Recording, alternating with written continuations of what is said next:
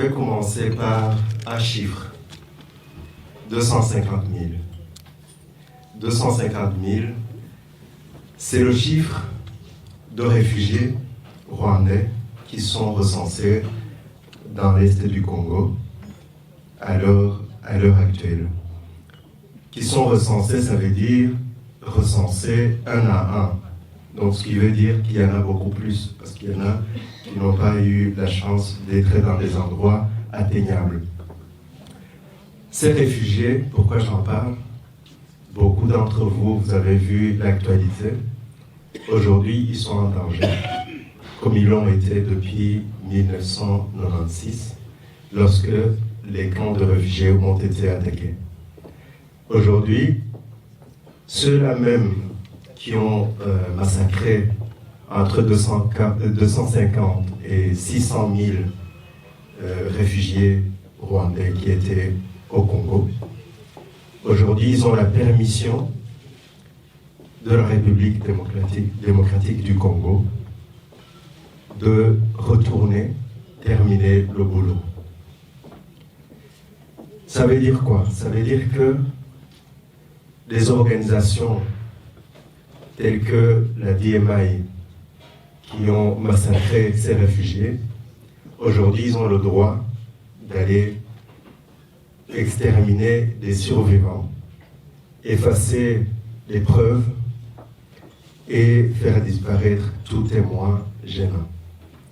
Je parle de 250 000 réfugiés rwandais, mais il faut ajouter des millions de Congolais qui ont été aussi visés de par leur origine ethnique, parce qu'ils étaient Hutus.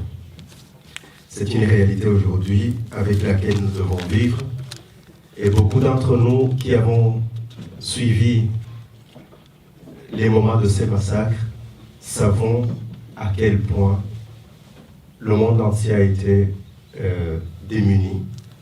Certains États ont été complices, ces gens ont été accusés collectivement, déshumanisés collectivement pour pouvoir les massacrer sans crainte, sans intervention. Et certains pays qui ont essayé d'intervenir n'ont pas réussi parce que les plus puissants de ce monde ont contribué à ce que les massacres se fassent sans réaction. En 2010, il y a eu un rapport, Mapping Report, qui a été fait par les Nations Unies, mais jusqu'à aujourd'hui, il n'y a aucune action qui a suivi ce rapport. Ce rapport, je le rappelle, faisait état de 600 actes les plus graves qui ont été commis contre les populations civiles. Et ce rapport, je le cite, disait que si ce qui a été mentionné dans le rapport était prouvé dans une justice, dans une juridiction, pouvait être appelé génocide.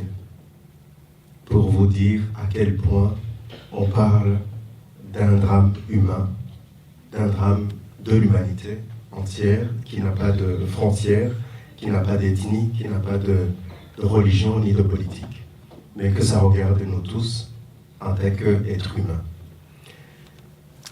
Aujourd'hui, il nous appartient à nous, qui certains ont vécu directement ces massacres, soit parce qu'ils y étaient, soit parce qu'ils avaient leur famille, soit parce qu'ils étaient visés, soit parce qu'ils travaillaient dans des organisations qui étaient sur place.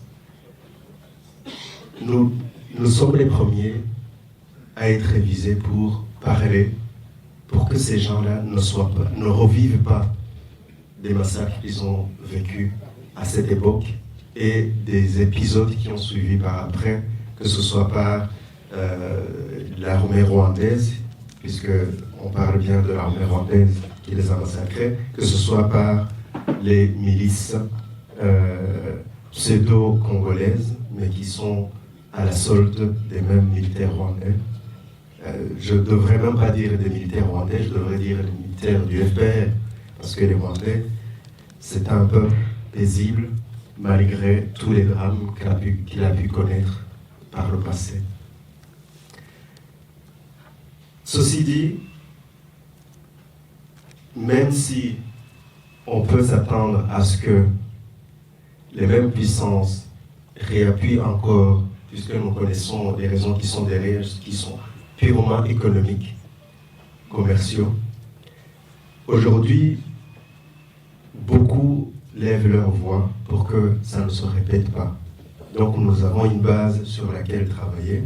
Je peux rappeler le discours mémorable du prix Nobel de la paix, je pense de l'année passée, le docteur Mukwege, qui a appelé à ce que ce rapport que je viens de citer, que ce rapport devrait être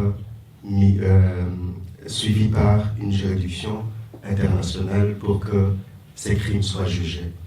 Nous pouvons partir de là pour appeler à ce que tous les acteurs importants interviennent afin que ces gens soient sauvés. J'ai eu la chance d'aller voir ces réfugiés, ces rescapés en 2014 et j'étais frappé par le désarroi dans lequel ils vivaient, une précarité qu'on ne peut pas nommer.